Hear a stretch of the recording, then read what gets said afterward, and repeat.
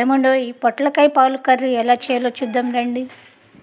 కొద్దిగా ఆయిల్ వేసుకొని పోపు దినుసులు వేసి ఉల్లిపాయ పచ్చిమిర్చి వెంటనే వేసి వాటిని సగం వేగిన తర్వాత సన్నగా తరిగిన పొట్లకాయ ముక్కలు వేసి పసుపు తగినంత ఉప్పు వేసి ముక్కలన్నీ కలిపి తక్కువ మంటపై ఉడికించాలి.